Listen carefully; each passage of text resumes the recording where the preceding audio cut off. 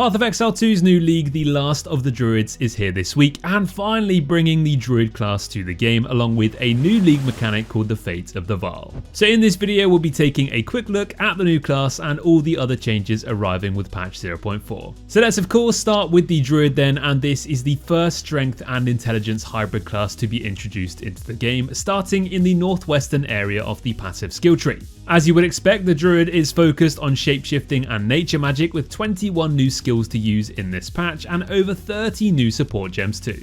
Druids will use their weapon slot to equip talismans, which are items that allow them to select the type of basic shapeshifting attack they wish to use, from a choice of 3 different forms: bear, wolf and wyvern. Using this basic attack will transform you from your human form to your shapeshifted form, and there's no delays or cooldowns while shifting. And using a normal spell will automatically turn you back into your human form. Selecting the basic attack of a form on your talisman doesn't lock you out from the other forms either though, as you're free to choose any other specific abilities from your other forms, and using different forms' abilities will transform you into that form with no delay. This means you can play around with builds that use all forms if you want to. Now each form comes with its own strengths and weaknesses. The bear is slower but more sustainable and has access to large slam abilities. The wolf is much faster and agile, using quick attacks with high mobility and a focus on cold damage. Whereas the wyvern has access to more utility and combines the power of the elements, using fire and lightning breath attacks and enabling special interactions for the druid's nature spells too. They'll also have access to 2 new ascendancies in patch 0.4, the Shaman and the Oracle, with a third option coming in the future. The Shaman specializes in empowering nature spells using Rage. Druidic Champion is a notable that they can choose to make Rage also grant more spell damage. They'll also be able to unlock additional power from socketable runes, making them grant an additional exclusive modifier. The Oracle is a master of foresight, being able to see the future with immense precision. This ascendancy is able to see a vision of a future boss, providing moments to deal damage to 2 entities before they merge into one. They can also access nodes on the passive tree that cannot be obtained by any other class, but they'll need to spend ascendancy points on the unseen path notable to do so. There will be tons of fantastic Druid builds popping up on Mobalytics that you can find with the release of this new league, so make sure you check those out as soon as you can to find the best build you want to play to kick off this new league. Patch 0.4 is also introducing a brand new league mechanic called Fate of the Vaal, which PoE 1 players will recognise many of the themes of this one from the incursion mechanic.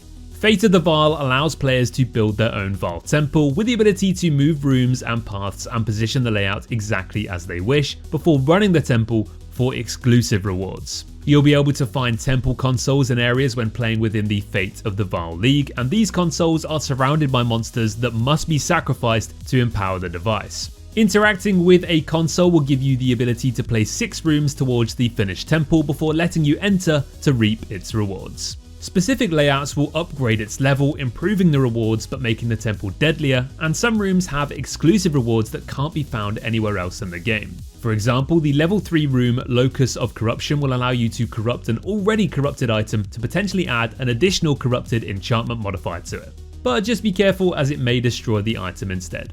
Another powerful reward will let you modify a unique item unpredictably, replacing one of its modifiers with a new one, and if you're lucky, you might be able to replace one of the downside mods with a strong upside, creating a super powerful item that is truly unique. Defeating the Architect of the Temple will allow you to place a special room, the Royal Access Chamber, which gives you the chance to fight a brand new pinnacle boss at Ciri, the Red Queen. Moving on then, and now although endgame changes were initially the focus of this update, many of the planned changes weren't quite finalised in time, although there are still some important endgame changes being introduced here.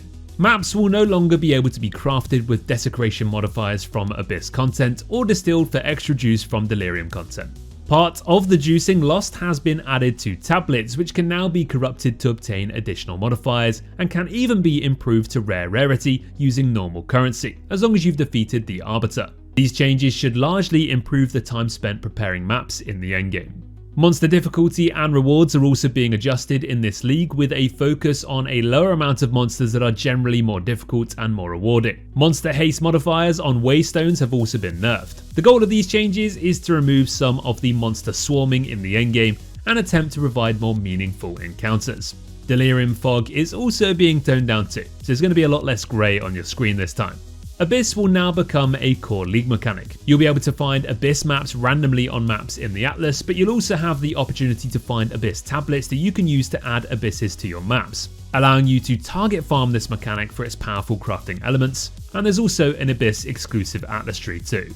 As expected, this league is including many balance changes to improve the variety of endgame builds as well. Over 80 existing unique items are being improved, with a large focus on endgame uniques that can enable new builds. Of course, along with a bunch of new unique items too. There's big balancing changes to existing Ascendancies, with some being completely overhauled and others receiving some number tweaks. But the Smith of Katava, for example, is getting a massive revamp in this update.